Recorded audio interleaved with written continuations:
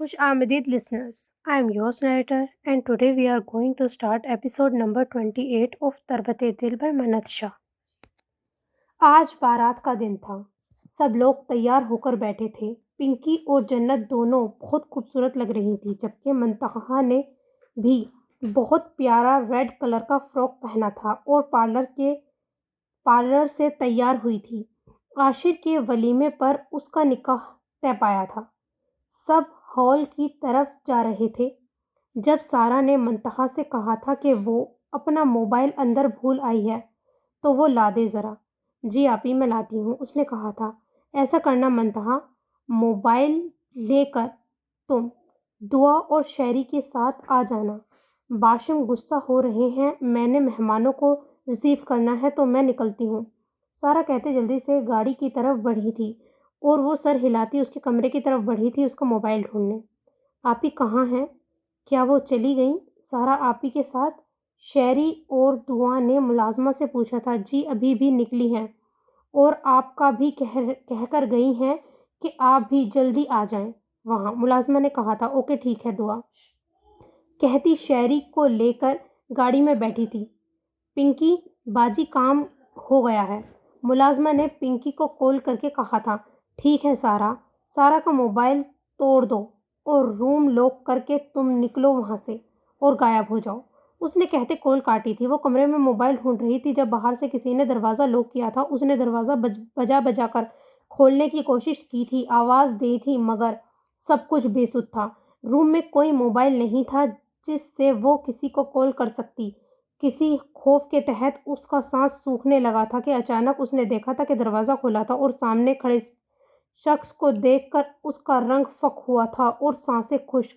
मौज़ूम हुसैन, उसने ज़ेरे लब कहा था। Next scene. कैसी तबीयत है अब भाई की? तारिक साहब डॉक्टर को मिलकर आए थे तो उसने पूछा था। जोइशा खतरे से बाहर है मगर अरसम की सांस नॉर्मल नहीं हो रही।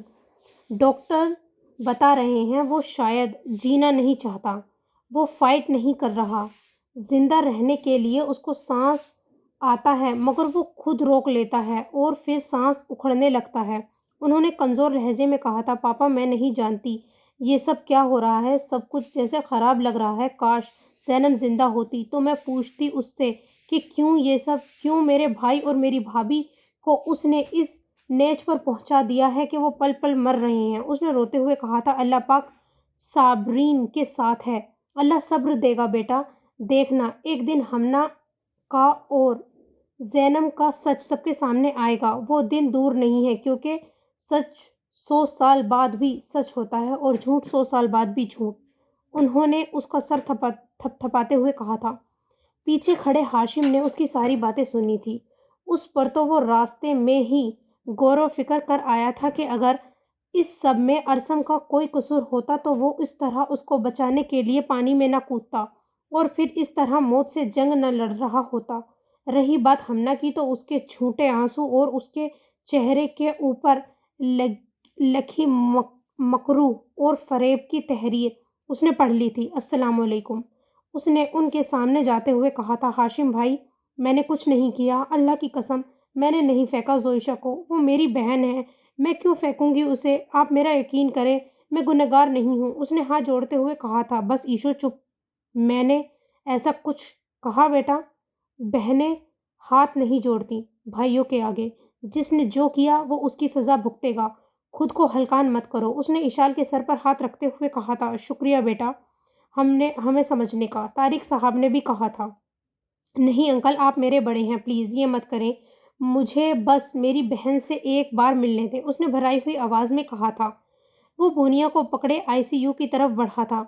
सामने वो नींद की आगोश में सोई थी। बोनिया उसके चेहरे देखते उछलती यूं ही नीचे उतरी थी और बेड पर जाकर उसके गले के साथ अपना मुंह रब करने लगी थी और फिर उसके गाल को चूमा था। अपनी बहन को पहली झलक देखते कितने आंसू उसकी आंखों से टूटकर गिरे थे। उसे वो ख्वाब याद आया था जब वो डूब रही थी। कितनी अजियत सही होगी उसने, कितनी तकलीफ। उसने शिद्दत से आंखें बंद की थी। कुछ देर उसका चेहरा देखते रहने के बाद वो आगे बढ़ा था और उसका चेहरा गहरी उदासी में डूबा हुआ था। उससे पहले कि वो اس نے کبھی اس کے چہرے پر ایسی اداسی نہیں دیکھی تھی۔ پیلا رنگ آنکھوں کے نیچے ہلکے، صدیوں کی بیمار لگ رہی تھی۔ اس نے اس کی پیشانی پر لب رکھے تھے اور اس کے ہاتھ کو تھام کر اس کے ہاتھ کی پشت پر بھی اپنے لب رکھے تھے۔ وہ گہری نیند میں تھی۔ اس نے مانیٹر اسکرین پر دیکھا تھا، اس کی زندگی چل رہی تھی، اس کے لیے یہ کافی تھا، اور یہ سب وہ آزمائش تھی جسے اس نازک جان نے اکیلے ہی جھیلنا تھا۔ اس کی بہن خطرے سے باہر تھی، اور کیا چاہیے تھا؟ وہ جتنا رب کا شکر ادا کرتا اتنا کم تھا۔ اس نے بونیا کو اس کے پاس سے پکڑا تھا، وہ میاؤں میاؤں کرنے لگی تھی دور جانے سے۔ وہ اسے باہر لے آیا تھا۔ بونیا، زوئشی ٹھیک ہے۔ She needs some rest, please pray for her, اس نے ICU کے روم سے باہر آتے ہوئے کہا تھا، اور پھر بونیا کو باہر کھڑی اشال کی گود میں دیا تھا۔ آئی ایم سوری ہاشم، میں زوئشا کی حفاظت نہیں کر پایا، میں بہت شرمندہ ہوں۔ ارحام نے بھی جھکی نظروں سے کہا تھا۔ ڈونٹ سے اٹ ارحام، جو دکھ نصیب میں ہوتے ہیں وہ ملنے ہی ہوتے ہیں۔ تم یہ مت کہو، میرے لیے یہ بہت ہے کہ میری بہن کے لیے تم سب یہاں پر کھڑے ہو، اس کی فکر میں ہلکان ہو رہے ہو۔ اگر تمہیں سب یہاں نہ ہوتے تو شاید یہ سانس نہ لے رہی ہوتی۔ تھینک یو، اس نے ارحام کو گلے لگاتے ہوئے کہا تھا۔ ارحام کہاں ہیں؟ ارحم کہاں ہیں؟ اس نے ایہاب سے پوچھا تھا۔ لیفٹ سائڈ والے ICU میں، جاؤ مل لو، ایہاب نے کہا تھا، اور وہ اس طرف چلا گیا تھا۔ دروازہ کھولتے ہی اس نے اس کی طرف قدم بڑھائے تھے، اور اس کا چہرہ دیکھ کر ٹھٹک کر رہ گیا تھا۔ اس کے چہرے کی یس مردگی، اس کی آنکھوں کی اداسی، اس کا حال بھی زوئشا سے مختلف نہ تھا۔ یار، تم تو کہتے تھے وہ بدلہ ہے تمہارا، پھر یہ حالت۔ آج مجھے اپنے فیصلے پر پچھتاوا نہیں ہے، دادو نے ٹھیک کیا، تم سے بڑھ کر اس کو کوئی چاہ نہیں سکتا۔ شکریہ اس بدلے کی آڑ میں چھپی محبت کا جس نے مجھے میری بہن کی زندگی دی۔ اس نے اس کے ماتھے سے بال ہٹائے نم آواز میں کہا تھا۔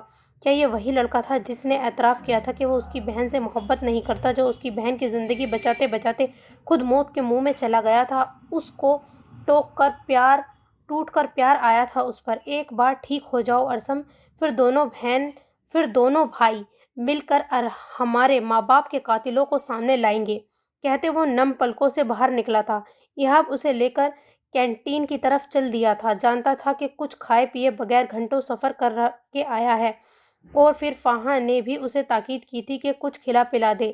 جب اس نے فاہا کو خوشخبری سنائی تھی کہ وہ دونوں اب خطرے سے باہر ہیں اور ہاشم بھی پہنچ گیا ہے۔ ارسم، تم باہر کیوں آ گئے ہو؟ اسے کمرے سے باہر آتا دیکھ کر اشال اور ارحام اس کی طرف بڑھے تھے۔ زش، اسے ملنا ہے، اسے نہیں دیکھا، وہ ڈوب رہی ہے پانی میں، اس نے روتے ہوئے کہا تھا۔ ارحام اور اشال نے اس کی حالت دیکھ کر نم آنکھوں سے اس کی طرف دیکھا تھا، اور پھر اسے زوئشا کے روم کے سامنے چھوڑا تھا۔ وہ بے سدھ پڑی چھت کو گھور رہی تھی۔ کچھ دیر پہلے اسے جیسے احساس ہوا تھا کہ اس کا بھائی اور اس کی بونیا اس کے پاس ہو، مگر جب اس نے آنکھیں کھولی تھی تو وہاں کوئی بھی نہیں تھا۔ کیوں بچایا اللہ تعالیٰ آپ نے مجھے نہیں زندہ رہنا، مجھے ماما بابا کے پاس جانا ہے، جہاں ارسم نہ ہو، جہاں زینب نہ ہو، جہاں مجھ سے نفرت کرنے والا کوئی نہ ہو۔ اس نے روتے ہوئے کہا تھا۔ میں نے بہت محبت کی ہے ارسم سلطان چودھری تم سے، میں چاہ کر بھی نفرت نہیں کر سکتی تم سے، مگر اب میں تم سے کبھی نہیں ڈروں گی، مجھے تم سے خوف نہیں کھانا، اتنے بڑے خوف سے جنگ لڑ کر میں تم جیسے طوفان سے نہیں ڈروں گی مگر میں اب کبھی بھی تمہاری زندگی میں نہیں رہنا چاہوں گی۔ اس نے ہچکیوں سے رونا شروع کر دیا تھا۔ وہ اندر آیا تھا، لڑکھڑایا تھا اور اسے روتا دیکھ کر پریشان ہوا تھا۔ جلدی سے اس کے پاس آیا تھا۔ زیش، کیا ہوا؟ کہیں درد ہو رہا ہے؟ تم ٹھیک تو ہو؟ اس نے اضطرابی حالت میں پوچھا تھا۔ جب ہی اس نے اس کی شکل دیکھتے اس نے نفرت سے منہ موڑا۔ زیش، اس نے ہکا بکا ہو کر اسے دیکھا تھا، آنکھوں میں عجیب سی وحشت بھری تھی۔ کون ہو تم؟ میں تمہیں نہیں جانتی، میرے لیے تم مر گئے ہو، آئندہ مجھے اپنی شکل دکھانے کی کوشش بھی مت کرنا۔ ارسم سلطان چودھری، اس نے نفرت سے کہتے اس کو دیکھے بغیر آنکھیں بند کر لی تھی۔ اس سے کھڑا نہیں ہوا جا رہا تھا، مگر پھر بھی ہوش میں آتے ہی اس نے ضد ٹھان لی تھی کہ وہ اس کو دیکھنا چاہتا ہے اور اسے محسوس کرنا چاہتا ہے، اور اب اس کی بے رخی۔ آنکھ کھولو زیش۔ آنکھوں سے آنسو بہتے اس کی بے رخی کے ہر درد کو سمیٹے رواں تھے۔ وہ زیر لب بڑبڑایا تھا، اس کی بے حسی، اس کی بے راہ روئی پر۔ یہ اندھیرا مجھے بہت پیارا ہے ارسم سلطان چودھری، کیوں کہ یہ میرا ہے۔ مجھے نہ تمہیں دیکھنا ہے اور نہ اس زندگی کے رنگوں کو جس میں تم میرے ارد گرد ہو۔ اس کے لفظ चट्टान के जैसे सख्त थे जो उसके दिल को घायल कर रहे थे। उसने आगे बढ़कर उसका हाथ पर हाथ रखा था। दूर रहो मुझसे, आई हेट यू। वो अपना सर पकड़े उठकर बैठी थी और चिल्लाने लगी थी, इतना जोर जोर से जैसे किसी अछूत ने उसे छू लिया हो। जिश! उसने उसके माथे से बाल समेटे थे मोहब्बत से, मगर इसी आशना में उसने उसका हाथ बेदर्दी से झटका था। तुम नहीं जाओगे, मैं चली जाऊंगी, कहते ही उसने फिर अपने हाथ पर लगी निडल्स उतार कर परे फेंकी थी और पागलों की तरह उसको धक्का देती दूर भागी थी। लड़खड़ाती हुई वो कमरे के दरवाजे के पास किसी की बाहों में आकर गिरी थी। हाशी! सामने वाले का चेहरा देखते वो चीख चीख कर रोने लगी थी। हाशी, मैं हाथ जोड़ती हूँ, इस शख्स से बचा ले मुझे, मुझे दूर ले जाएं, कहीं बहुत दूर, प्लीज। हाथों से निडल्स की जगह से खून निकलने लगा था। हाथ जोड़ते इल्तिजा की थी और वहीं बेहोश हो गई थी। हाशिम ने अरसम की तरफ देखा था। गूंजते वसवसे हैं कमरे में, गूंजते वसवसे हैं कमरे में, कहकों में घुले हुए हैं हम। अब कोई दफन ही नहीं करता, कितने अच्छे मरे हुए हैं हम। हाशिम प्लीज, इसे कहो यूं मत करे, मैं मर जाऊंगा, मैं मर रहा हूँ यार। इतनी बेएतबारी, इतनी बेअतनाई, बेरुखी मुझे नहीं बर्दाश्त। प्लीज इसे कहो कि उदासियों का सबब जो लिखना, तो ये भी लिखना कि चांद तारे नहीं रहे वो साहब, आंखें बदल गई हैं।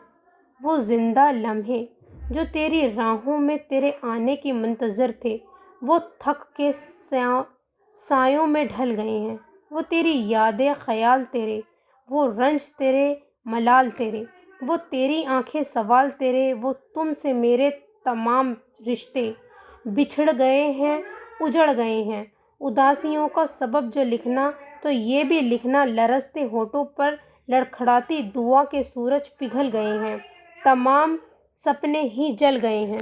अभी वो बोल ही रहा था कि उसने अपने चकराते सर को थामा था और उससे पहले कि वो बेहोश होकर गिर जाता, इहाब ने उसे पकड़ा था। अरसम!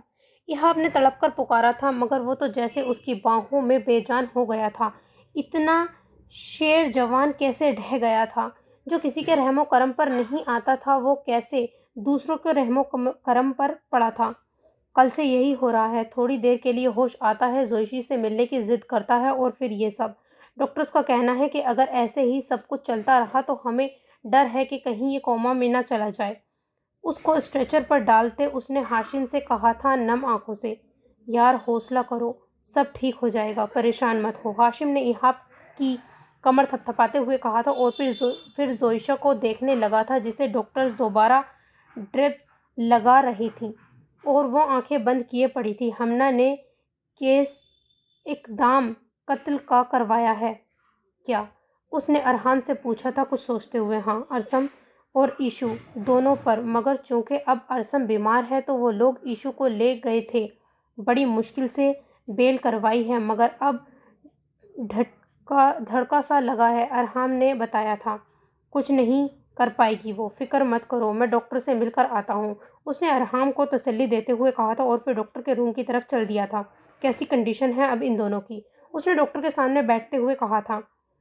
दे were both in a very critical condition but they are out of danger, उसने कहा था। किसी लिहाज से? हाशिम ने पूछा। किस लिहाज से? अरसम को सांस का बहुत ज़्यादा इशू है, उसके दिल की धड़कन जैसे बहुत ज़्यादा धड़कती हैं, फिर एकदम से बंद होकर दोबारा धड़कने लगती हैं। अगर मैं ये कहूँ कि इस हादसे ने उसके दिल को बहुत ज़्यादा कमज़ोर कर दिया है तो गलत नहीं होगा, उसने अरसम की फाइल खोलते हुए कहा था। आपकी दूसरी पेशेंट में जोइशा अरसम सुल्तान चौधरी, तो उनमें तो पहले ही जान नहीं थी। एक नाजुक लड़की का इतने बड़े ओशन में गिरकर जिंदा होना, इट्स अ मिरेकल।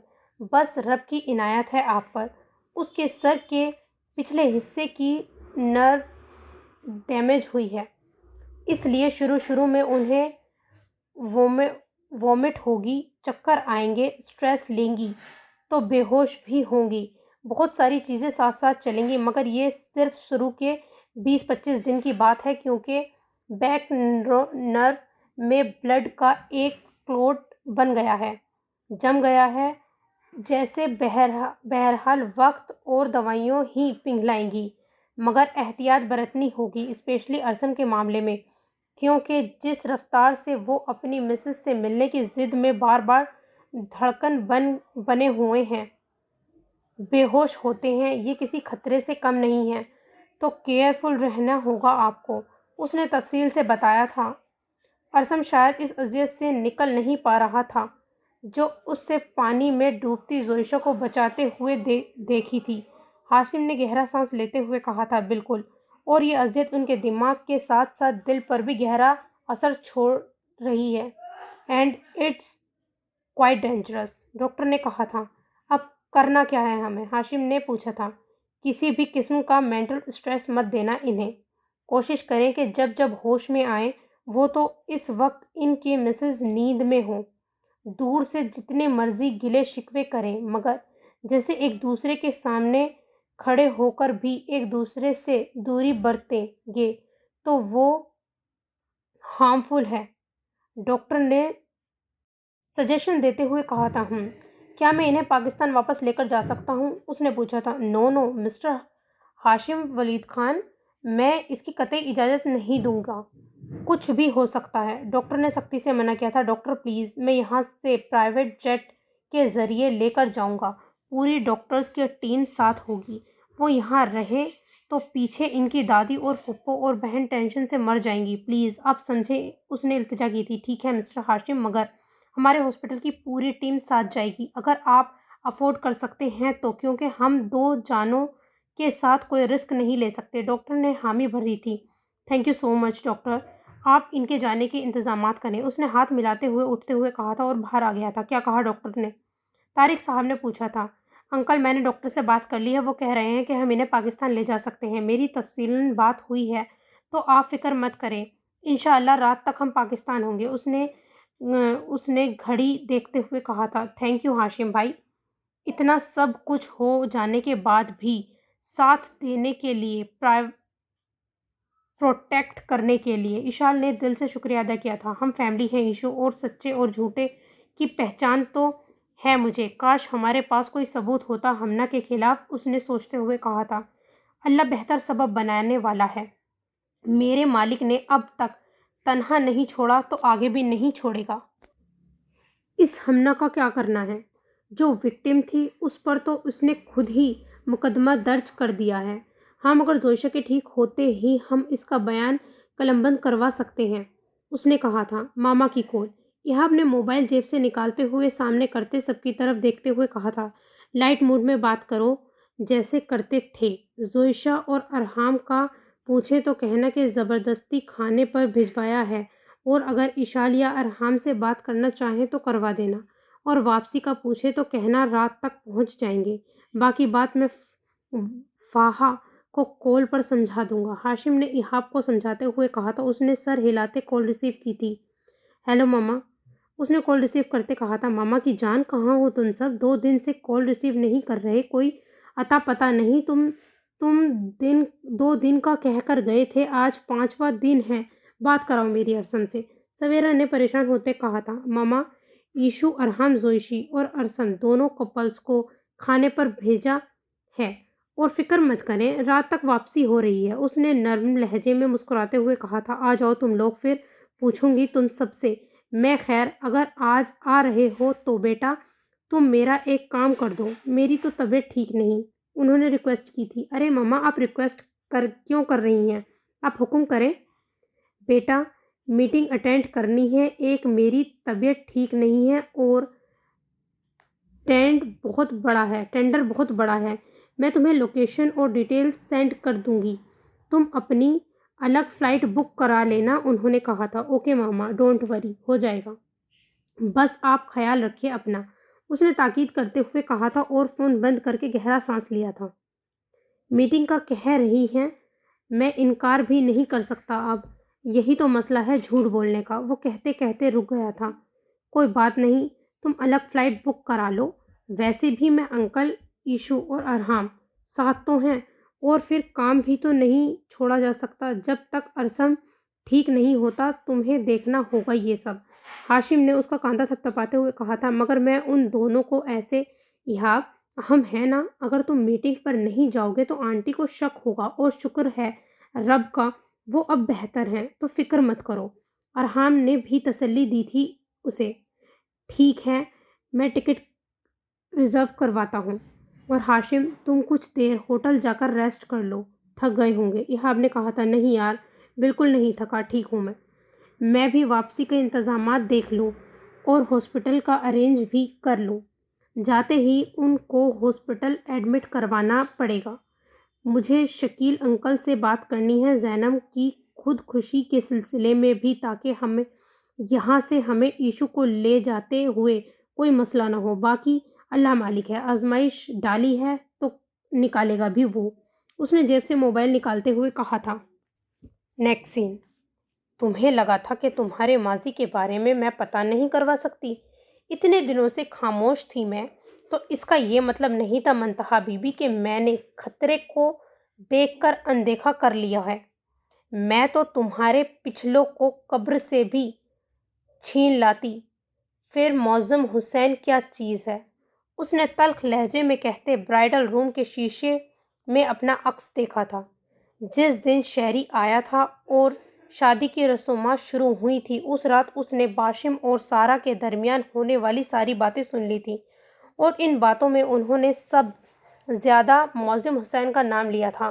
اس کے ستم کے بارے میں تو اسے پہلے بھی پتا تھا۔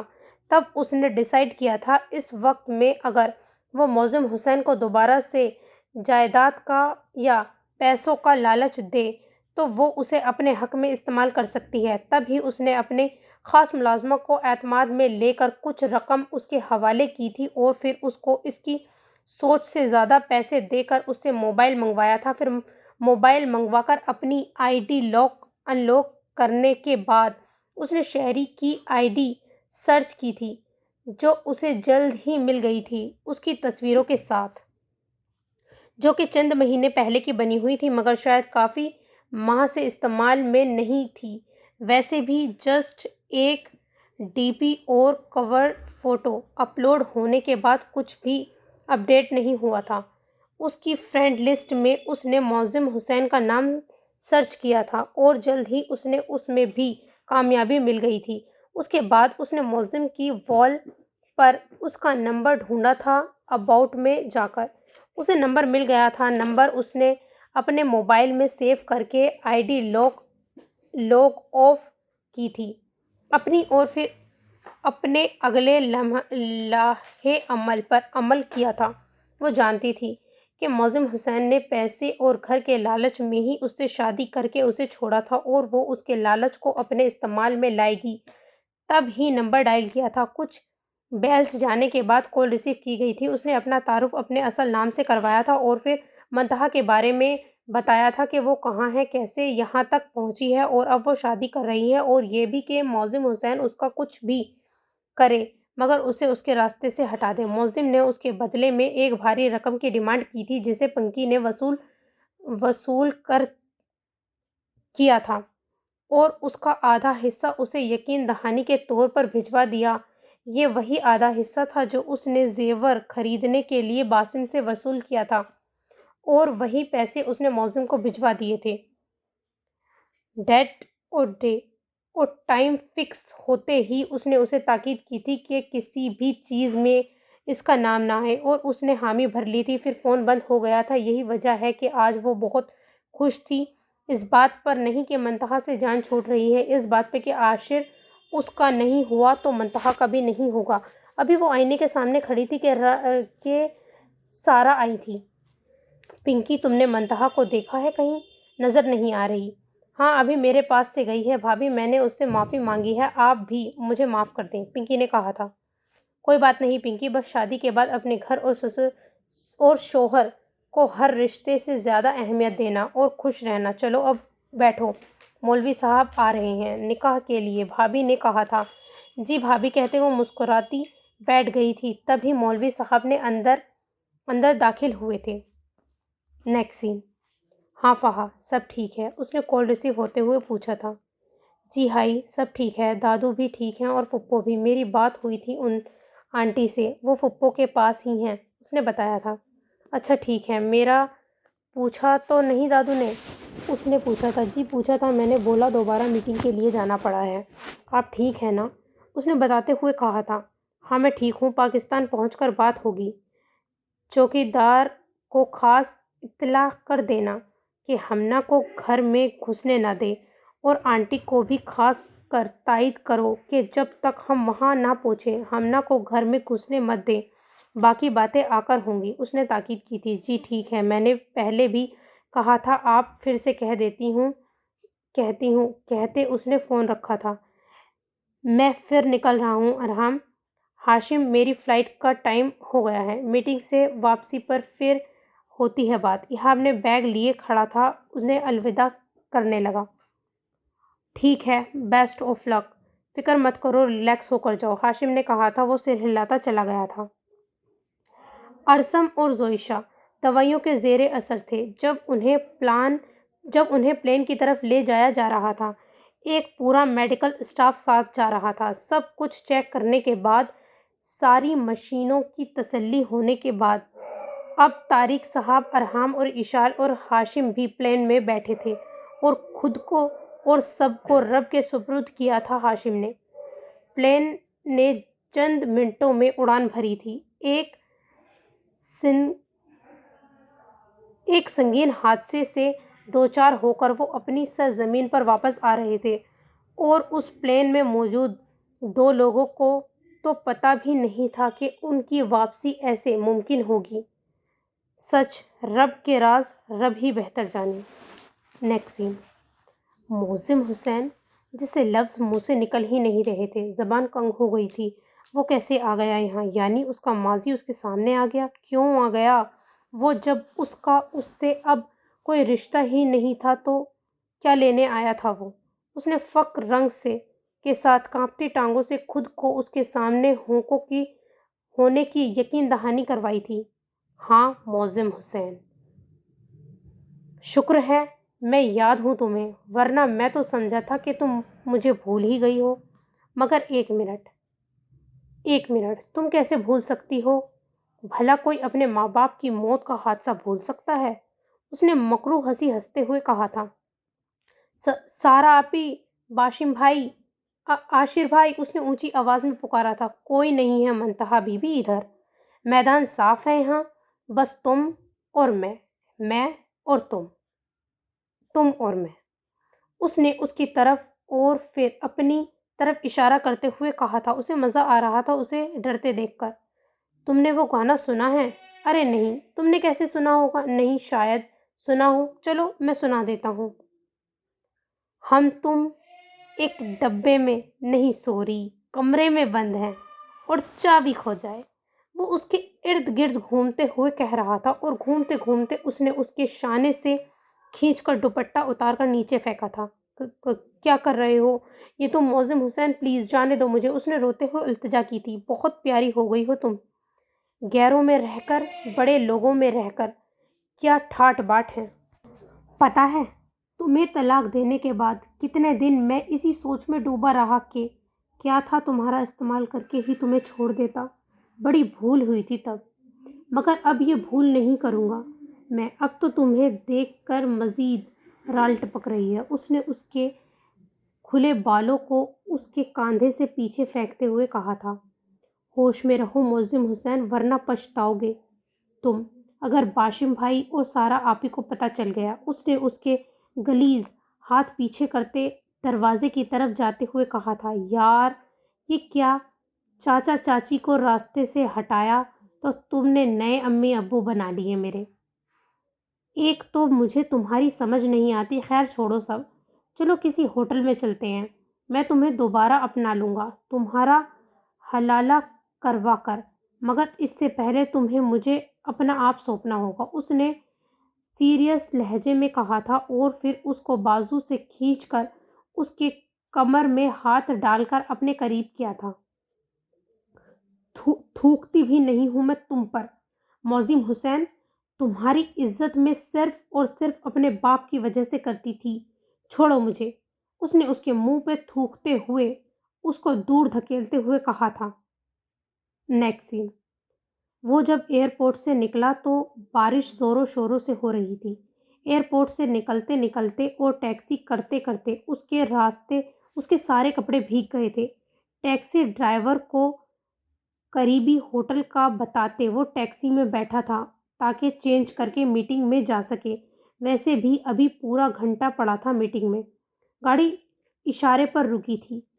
جب ساتھ والی گاڑی میں سے کسی نے اس کی سائیڈ کا شیشہ بجایا تھا، اس نے شیشہ نیچے کرتے گاڑی میں بیٹھے شخص کی طرف دیکھا تھا۔ اوئے ڈونکے تو، اس نے گاڑی میں موجود شخص کی طرف دیکھتے ہوئے کہا تھا۔ باز آجا ایہاب، ڈونکا کہنا مجھے تو نے چھوڑا نہیں۔ ٹیکسی میں کدھر جا رہا ہے؟ خیریت؟ اس نے ایہاب سے کہا تھا۔ بس ہوٹل، ایک میٹنگ کے سلسلے میں آیا ہوں، اس نے کہا تھا۔ چل ادھر آ گاڑی میں، اس نے کہا تھا۔ پھر ایہاب ٹیکسی ڈرائیور کو پیسے دیتا اشارے کھلنے سے پہلے اس کی گاڑی میں بیٹھا تھا اپنی بیگ لے کر۔ ہوٹل کیوں جا رہا ہے؟ ایسا کر تو ڈرائیور کے ساتھ گھر چلے جا، وہاں سے ریڈی ہو کر میٹنگ چلا جانا، پھر رات میں بات ہوتی ہے، اس نے کہا تھا۔ مگر یہاں تو تیرا گھر ہی نہیں، تو پشاور سے یہاں کب شفٹ ہوا؟ اس نے پوچھا تھا۔ ہاں گھر ہے تو نہیں، پر جس گھر میں رہ رہا ہوں سمجھ وہ اپنا ہی ہے، اور کیوں رہ رہا ہوں یہ سب بعد میں بتاؤں گا۔ ابھی نیکسٹ اسٹاپ پر میں اتر رہا ہوں اور ڈرائیور تجھے گھر لے جائے گا، اس نے کہا تھا۔ مگر یار ایسے کیسے کہ گھر جانا ٹھیک نہیں ہے، اس نے گڑبڑاتے ہوئے کہا تھا۔ میری جان، وہ میرا ہی گھر ہے، اب جا۔ نیکسٹ اسٹاپ پر اترتے اس نے کہا تھا۔ ایہاب جانتا تھا وہ اس کی مانے گا نہیں، تو مجبوراً اسے ڈرائیور کے ساتھ جانا پڑا۔ کچھ دیر بعد وہ رات کے تقریباً 8 بجے چمکتی بجلی اور تیز طوفانی بارش میں ایک گھر کی انٹرنس پر گاڑی سے نکلا۔ اپنے سامان کے ساتھ کھڑا ہوا تھا کہ جب ہی زوردار آسمانی بجلی چمکی تھی۔ نیکسٹ سین۔ بے غیرت عورت، تیری ہمت کیسے ہوئی مجھ پر تھوکنے کی؟ کیا سمجھ رکھا ہے تو نے مجھے؟ موزم نے اسے بازو سے کھینچ کر قریب کیا تھا کہ اس کی آستین پھٹ گئی تھی، اور پھر بے در پہ جنونی ہو کر اس کے منہ پر زوردار تھپڑ مارے تھے کہ وہ اوندھے منہ بیڈ پر گری تھی۔ تیری اوقات مجھے اس رات ہی تجھے دکھانی چاہیے تھی، اور پھر تیرے منہ پر طلاق مارنی چاہیے تھی۔ بہت بڑی غلطی ہوئی تھی مجھ سے، مگر اب اس غلطی کا خمیازہ بھگتنے کا نہیں، بھرنے کا وقت ہے۔ اور یہ بات اچھی طرح سمجھ لے کہ اس وقت میں تجھے بچانے کے لیے کوئی نہیں آئے گا۔ اس کے اوپر گرتے، اس کے نازک وجود کو باہوں میں بھرتے، در پہ اسے گالیاں دیتے کہا تھا اس نے۔ جب ہی ہمت کر کے منتہا نے اس کو خود سے پرے ہٹایا تھا اور دروازے کی طرف بھاگی تھی، لاک کھول کر باہر بھاگنے لگی تھی کہ اس نے پھر سے اسے اندر کی طرف کھینچا تھا۔ منتہا ایک بات یاد رکھ لے، یہاں سے تو بھاگ نہیں سکتی، اس کے سر دیوار کے ساتھ مارتے کہا تھا اس نے۔ موزم حسین خدا کے خوف سے ڈر، اس کی لاٹھی بڑی بے آواز ہے، مجھے مزید گندا مت کرو، میں تمہارے آگے ہاتھ جوڑتی ہوں، بخش دو مجھے، چھوڑ دو مجھے، سب کچھ تو چھین لیا ہے مجھ سے تم نے، میرے ماں باپ، میرا گھر، میری ہستی بستی زندگی، اب کیا چاہتے ہو تم؟ اس نے اپنی ناک سے نکلتے خون کو صاف کرتے التجا کی تھی، اس کی پہنچ سے دور ہوئی تھی۔ اب میں صرف اور صرف تجھے چاہتا ہوں۔ تجھے کیا لگا تھا مجھ سے چھٹکارا پا کر تو ایسے کچی کنواری کلی بن کر کسی اور کی زندگی میں شامل یوں ہو جائے گی اور میں تماشا دیکھوں گا؟ تیری زندگی میں تیرے عرصے سے نہیں آیا تھا، آیا تو کیا سوچا تو نے کہ موزم حسین نے تیری طرف سے آنکھ بند کر لی ہیں سالی؟ اس پر وہ چیل کی طرح جھپٹا تھا اور اس کی گردن دبوچتے اس کی قمیض کے گلے پر ہاتھ رکھ کر اس کی فراک کو کھینچ ڈالا تھا وہاں سے کہ اس کی گردن سے نچلا حصہ عیاں ہوا تھا۔ دونوں ہاتھوں کو سینے پر رکھے وہ اس کے منہ پر بیڈ پر پڑا تکیا پھینکتے دروازہ کھول کر باہر کی طرف بھاگی تھی۔ باشم بھائی، سارا آپی، آوازیں لگاتے وہ سیڑھیاں اترتی نیچے آئی تھی جس ایک ملازمہ نے گھر پر رہنا تھا وہ بھی گھر پر موجود نہیں تھی. گھر پر کوئی بھی موجود نہیں تھا. اس نے پیچھے مڑ کر دیکھا تھا. وہ اس کے پیچھے آ رہا تھا, اسے گالیاں دیتا ہوا. اپنی ناک اور ہونٹ سے نکلتے خون اپنی گردن کو حالت سے بے بس باہر کے دروازے کی طرف بھاگ رہی تھی. انٹرنس کے دروازہ کھولتے سرد ہوا اس کے جسم میں گھسی تھی. زوردار بجلی چمکی تھی اور اس بجلی کی روشنی میں سامنے کھڑا شخص کا چہرہ دکھا تھا. اس نے اور بھاگتی ہوئی اس تک پہنچی تھی. پلیز ایہاب, مجھے بچا لو پلیز. فائنلی ان دونوں کا آمنا سامنا بھی ہو گیا. اس نے اس کے گلے لگتے شدت سے کہا تھا اور وہ تو جیسے پتھر کا مجسمہ بنا کھڑا تھا. اس کا لمس پا کر, اس کے وجود کو اپنے سینے سے لگا دیکھ کر, کانپتا سمٹتا وجود, اس کے سینے کی دھڑکنیں اس کے سینے میں جیسے بجنے لگی تھی. ہاتھ میں پکڑا ہینڈ کیری جیسے چھوٹ گیا تھا, جیسے کوئی طلسم تھا آس پاس. بارش کی بوندیں محسوس نہیں ہو رہی تھی, جیسے ارد گرد کچھ ایگزسٹ ہی نہیں کر رہا ہو. محسوس ہو رہا تھا تو اس کا کانپتا وجود اور اس کی ہچکیاں, اس کی دھڑکنیں, اور کسی چیز کو وہ محسوس نہیں کر پا رہا تھا, نہ کرنا چاہتا تھا, اور کوئی آواز وہ سننا نہیں چاہتا تھا. عشق سے میں ڈر چکا تھا تو تم ملے. دل تو کب کا مر چکا تو تم ملے. جب میں تنہا گھٹ رہا تھا تب کہاں تھی زندگی. دل بھی غم سے بھر چکا تو تم ملے. بے قراری پھر محبت پھر سے دھوکا, اب نہیں فیصلہ میں کر چکا تو تم ملے. میں تو سمجھا سب سے بڑھ کر مطلبی تھا میں یہاں, خود پہ تہمت دھر چکا تو تم ملے. تیرے آنے سے بھی پہلے کوئی آ کر خواب میں رنگ مجھ میں بھر چکا تو تم ملے. ورنہ ہم سب ڈوب کر رکھتے محبت کا بھرم, اپنا بھیڑا تر چکاتے تم ملے. سالی بے غیرت, شوہر کے ہوتے ہوئے غیر مرد کے گلے لگتی ہے. موزم حسین بھاگتا آیا تھا اور اس کے بازو پر ہاتھ رکھ کر کھینچنا چاہا تھا اسے, جب ایہاب نے ایک ہاتھ منتہا کی کمر کے پیچھے باندھا تھا, کسی کے جیسے اس کو خود میں گھسانے کی کوشش کر رہا ہو, اور دوسرے ہاتھ سے موزم حسین کا ہاتھ پکڑ کر اتنی زور سے جھنجھوڑا تھا کہ وہ چیخ اٹھا تھا. اور پھر ابے سالے ہٹ پیچھے, توڑ دیا میرا بازو, اور تو نکل اس کی آغوش میں سے. اس نے اپنے ہاتھ کا درد برداشت کرتے اسے پھر سے کھینچنا چاہا تھا. ایہاب پلیز, مجھے نہیں جانا اس کے پاس, پلیز مجھے بچا لو. بجلی ایک بار پھر زور سے چمکی تھی اور اس نے اس کے کوٹ کو پیچھے سے مٹھیوں میں جکڑتے روتے ہوئے مضبوطی سے پکڑا تھا, اسے جیسے وہ ابھی پھر سے اس سے چھوٹ جائے گا, یا پھر وہ موزم حسین کے پاس چلی جائے گی, وہ اسے زبردستی ساتھ لے جائے گا. طوفانی بارش, بجلی کی کڑکڑاہٹ اور ٹھنڈی ہوا میں اس کے جسم کی حدت اس نے کبھی سوچا بھی نہیں تھا کہ وہ یوں اسے مل جائے گی, اس کی ریاست پوری ہو جائے گی, اور یہ آبر یہ اتنا رحم اور مہربان ہوگا اس پر.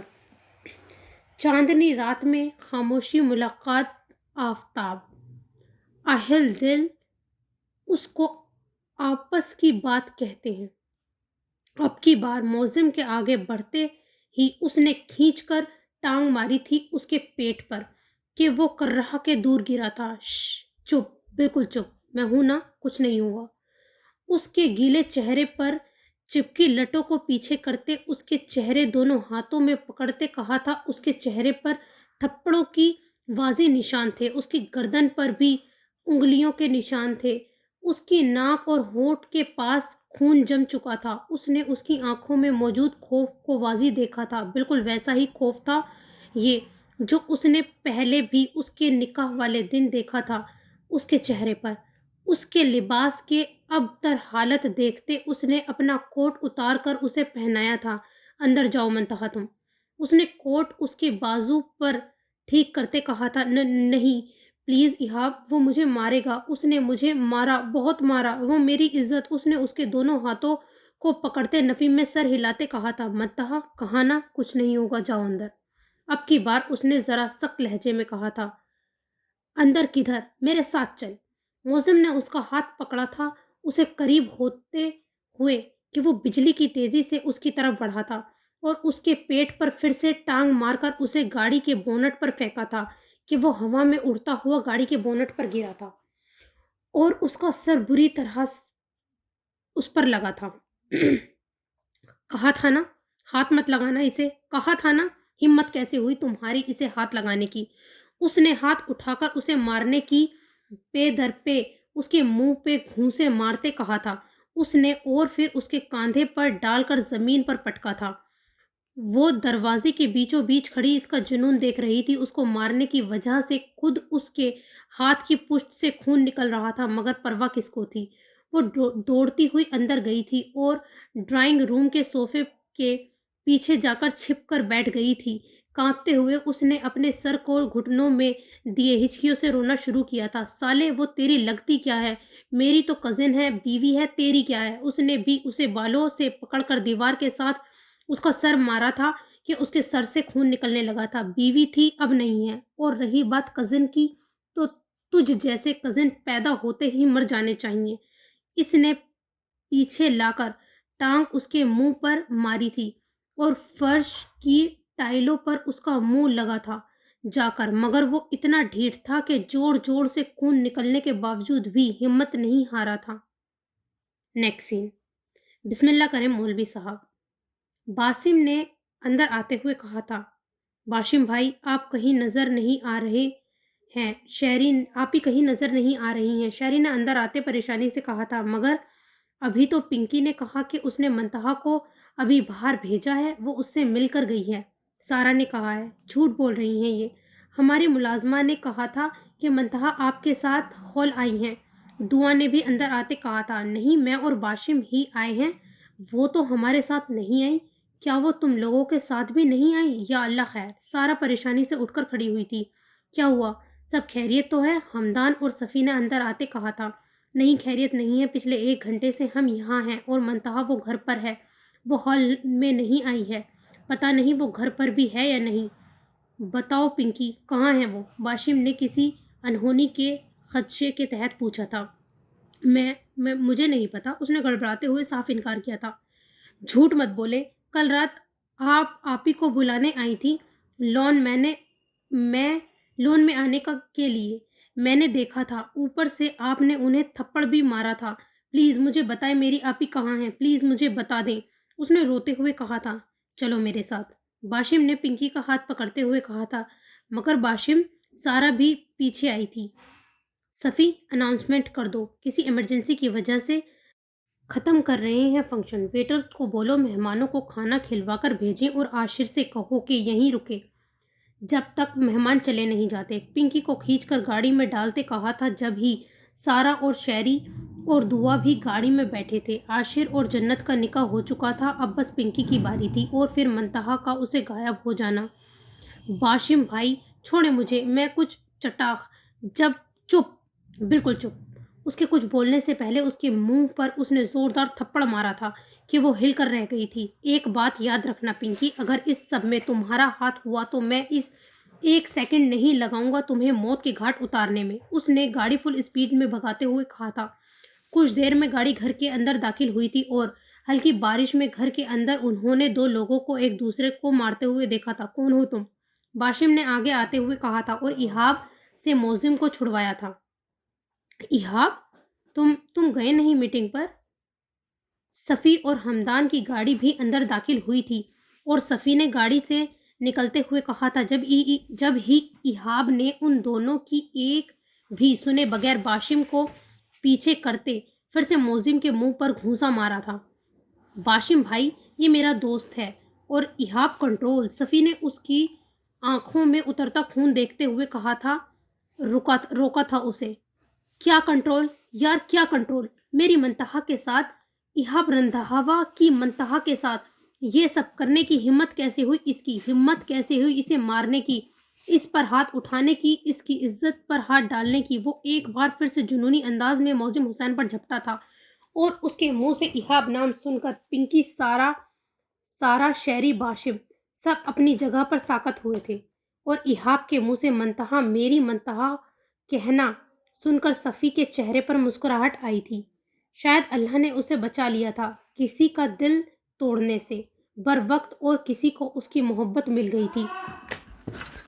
میں بھی موزم حسین ہوں، میں اپنی کزن کو لے کر جاؤں گا، موزم نے نکاہت زدہ لہجے میں چکراتے سر کو تھامتے کہا تھا۔ موزم حسین؟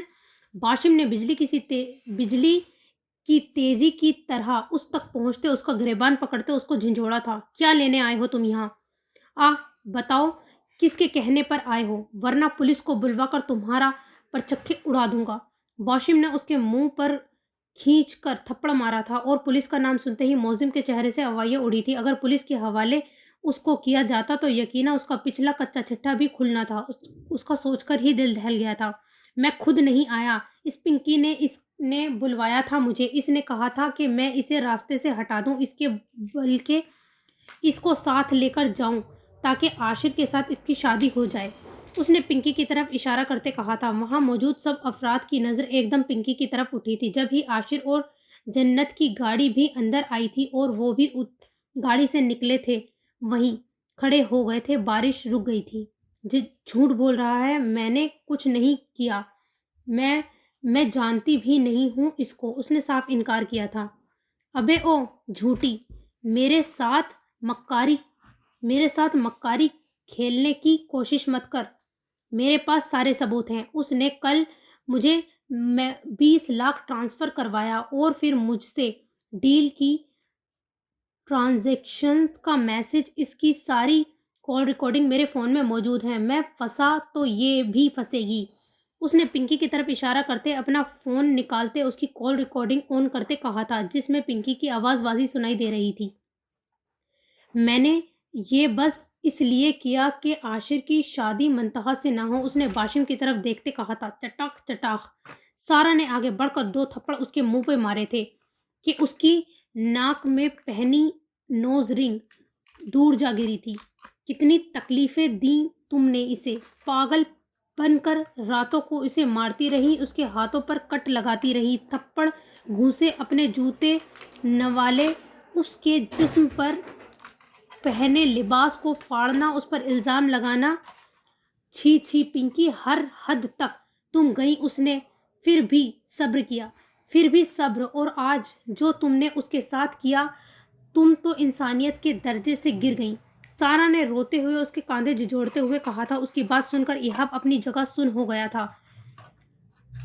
کتنی تکلیف برداشت کی اس نے، پہلے اپنے گھر اور پھر ان کے گھر، اور پھر آج بھی وہی سب کیا۔ صبر تھا اس لڑکی کا، اس کا دل کیا جا کر گولی سے اڑا دے اس لڑکی کو۔ افسوس ہے مجھے تمہاری ذہنیت پر پنکی، مجھے لگا تھا تم سدھر جاؤ گی، مگر ہدایت کچھ لوگوں کے لیے ہوتی ہے، ہوتی ہی نہیں ہے۔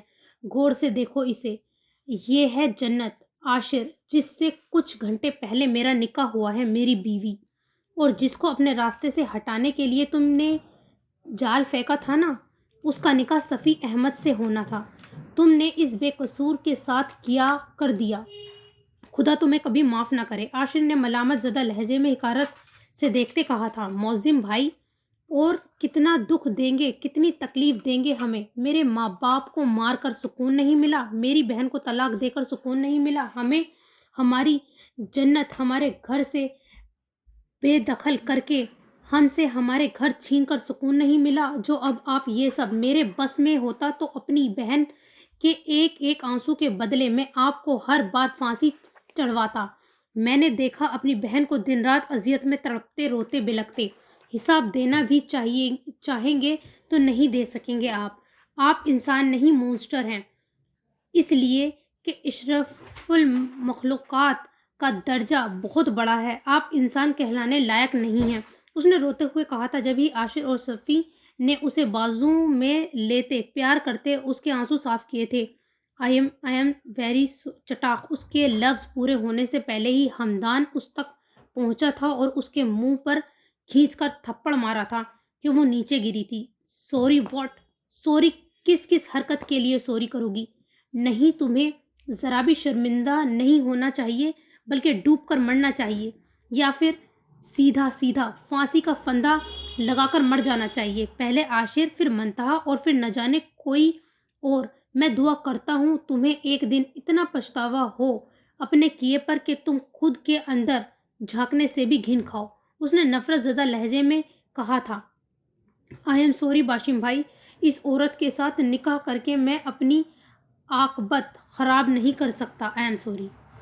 اس کو دھتکار کر وہ باشم سے معافی مانگتا اپنی گاڑی میں آ کر بیٹھا تھا اور چلا گیا تھا۔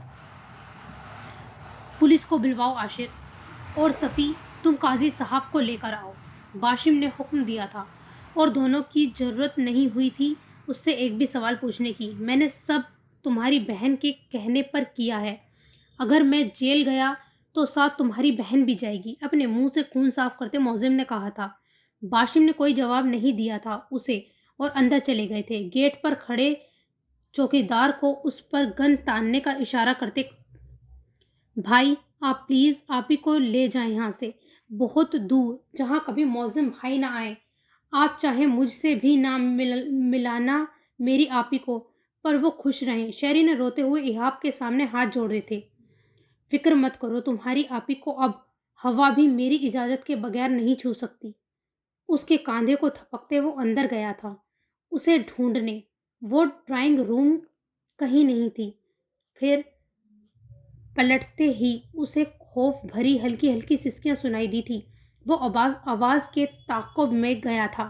وہ صوفے کے پیچھے گھٹنوں میں سر دیے رو رہی تھی۔ اٹھو، اس کو کاندھے سے پکڑ کر اٹھایا تھا۔ نہیں ایہاب، مجھے مت بھیجو معزم کے ساتھ، میں نہیں جانا۔ اس نے خوف کے مارے آنکھیں بند کی تھی جب ہی وہ اس کی کمر پر ہاتھ ڈالے اس کو بازو میں پکڑتے کھینچ کر کمرے میں لایا تھا اور دروازہ بند کیا تھا۔ آنکھیں کھولو منتہا، اس کے لرزتے وجود کو دیکھتے کہا تھا۔ اس نے اس کی آواز پر آنکھیں کھولی تھی۔ کوٹ پہنے، سرخ نم لباس، کھلے بال، سر پر چوٹ، ناک پر اور ہونٹوں کے کنارے پر جمع خون، ہاتھ باندھے۔ اس نے جی بھر کے دیکھا تھا اسے، جیسے وہ اس کی کل کائنات ہو، جیسے ہزاروں سال جیا ہو اس چہرے کے خد و خال میں کھونے کے لیے۔ ایک بوند برس، ایک اشک جھلک، خاموش نظر، کوئی بات تو کر، دل دکھتا ہے تو میرے دل پر ہاتھ تو رکھ، میں تیرے ہاتھ پر دل رکھ دوں، دل درد بھرا جو اس کو چھوئے، یہ اس سے ملے، ایک لفظ محبت بول ذرا، میں سارے لفظ تجھے دے دوں، دل درد سیراب کو آپ سے بھر، تو میرے خواب پہ آنکھ تو رکھ، میں تیری آنکھ میں خواب بھروں، خاموش محبت بات تو کر، دل دکھتا ہے۔ So this is the end of this episode. Stay connected for more. Goodbye.